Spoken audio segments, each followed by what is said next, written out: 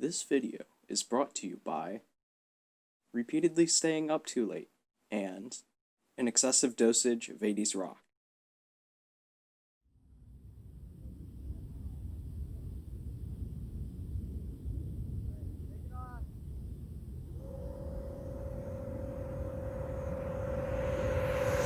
Alright, enough with the overly dramatic intro. I think it's a bit much for a remote control plane.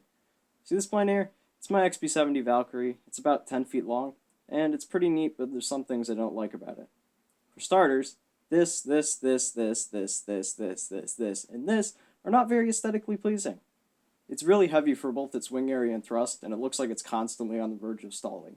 It's also very generally stressful to fly for both the pilot and the airframe itself. The pilot in that it's a fast jet, and you're sort of scared of crashing it, and the airframe in that I'm really abusing my batteries and the EDFs to try and get enough thrust for this thing to fly. So with all of this in mind, I'm planning on making a second version which will hopefully address these issues. But first, the original must be sacrificed to the RC gods. While I'm doing so, I'll talk you through some of the things that I don't quite like about this craft. The inlet ducting was very constricted. To compensate, I made some absolutely massive cheater holes on the landing gear doors, which look terrible, frankly. The thrust tubes left a step inside the jet nozzles that likely caused a bit of turbulence, which reduced propulsion efficiency.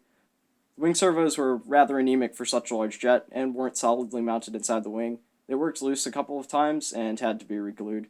The wings were built with a foam spar, without any consideration for any actually strong spar, so the wood that I added in there was really an afterthought, and it wasn't very secure inside the wing as a result.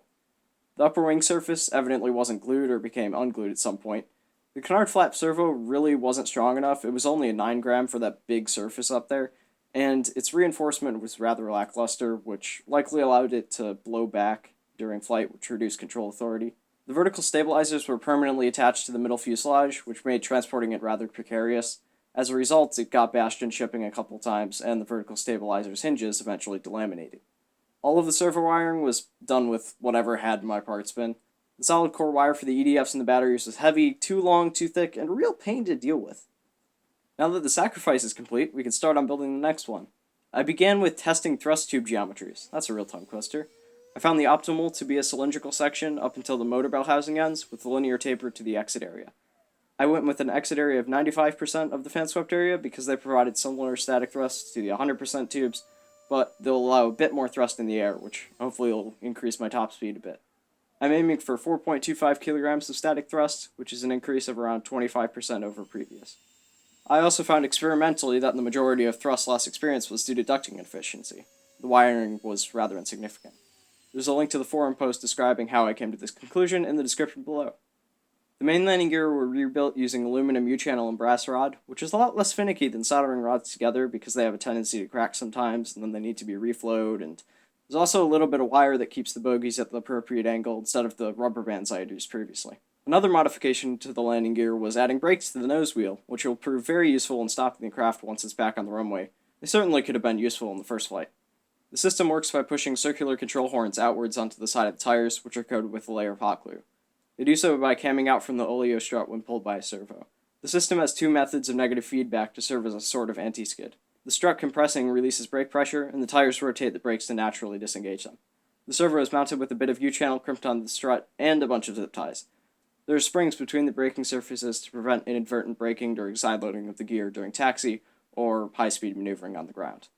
The vertical stabilizers got pull-pull linkages instead of the original single-linkage push-pull setup, which considerably reduces slop. They're also removable, which makes use of carbon fiber spars.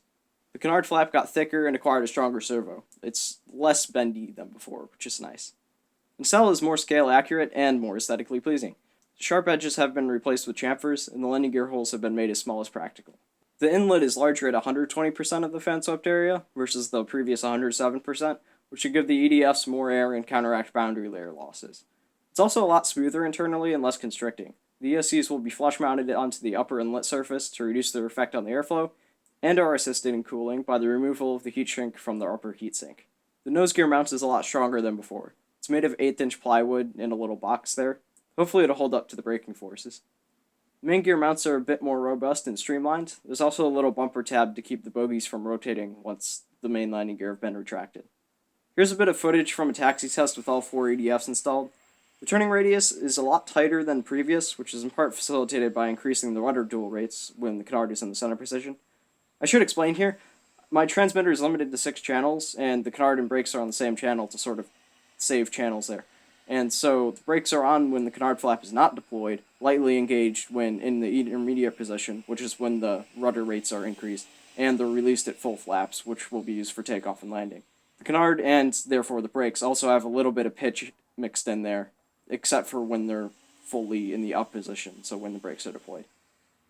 The brakes prove to be rather effective, and they hold the craft still up to around 70% throttle, at which point the anti-skid releases them. And it's not the wheels skidding or anything, it's the anti-skid releasing the wheels and the wheels rolling without slipping on the surface below.